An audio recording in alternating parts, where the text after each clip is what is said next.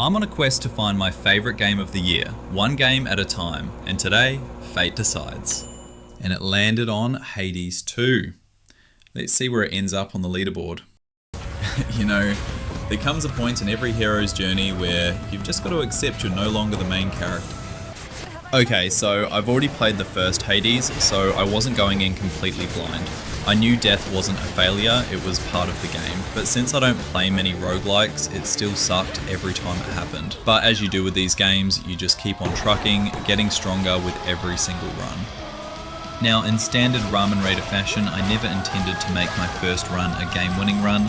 I saw that there was a progression system, so I just focused my early game on resource gathering. I was dooming each run if it promised resources or quest rewards. I'm a sucker for that though. But at the same time, every time a boss chose to grate me over their pasta, I just analysed their mechanics for future runs. And since most of the time I was only picking boons that had prophecy rewards, I was coming across some pretty fun combinations. So like I said, I was resource gathering, so each run I was only picking the weapons that rewarded bones. So with that, I couldn't just mimic the exact same build that I did my previous run. Then being able to upgrade each weapon sometimes felt like I completely bricked the weapon, but some just felt broken. But all throughout I hated using the Moonstone Axe. No matter what boons I picked, I just felt like I had bald tires driving through mud. It was just so slow. So needless to say, I was pissed when I was wielding the axe for my first defeat against Prometheus. One thing I really enjoyed was that every region felt like its own little world. I never felt like I was just moving through another copy and paste area.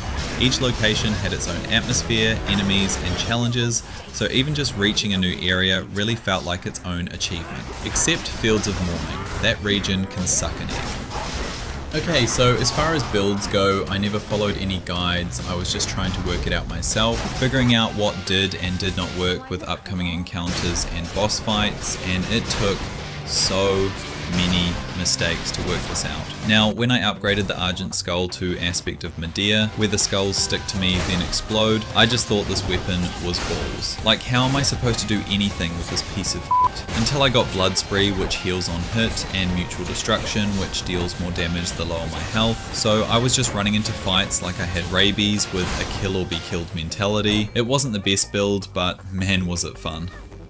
The progression with the bosses was definitely a love-hate relationship. Like, I spent all this time trying to get to the next boss and trying to learn what they do on the fly, and some of them had like a one-shot mechanic, so it was really frustrating when I'd die to them, but oh me oh my. When I finally landed that killing blow, I wanted to marry that moment and take it on a reasonably priced honeymoon, maybe to the finest hotel, the next town over. Now, what surprised me the most about Hades 2 was going into this, I thought the biggest challenge would be learning the combat and defeating the bosses. But I didn't just keep playing it because I wanted to win, it was because every single run gave me something. Whether I was unlocking something new, experimenting with a build, or just learning how to survive further into each run, I always felt like I was making progress. Honestly, I don't really have anything bad to say that outweighed everything I loved about this game, and a roguelike isn't something I would have normally played by my own choice, as when I bought the first Hades, I had no idea what the game was even about, I just liked the style of it. But I had an absolute blast with this one and couldn't put it down. So I'm gonna have to rate this one a crazy 10 out of 10. And that means this will take over Unravel 2 for the top spot on the current leaderboard. And this is going to be a favourite game contender. I am just amazed with how good some, and I mean some of these games have been, considering I would never have played them without this series. And I am really excited for what the future games have in store. Thanks for watching. I've got a question for you. What was your favourite boon combo? Mine was definitely Dying Wish, where you deal damage to hitched enemies when you kill others, mixed with Flash Fry, where enemies explode when they die, for a nice chain reaction to clear encounters.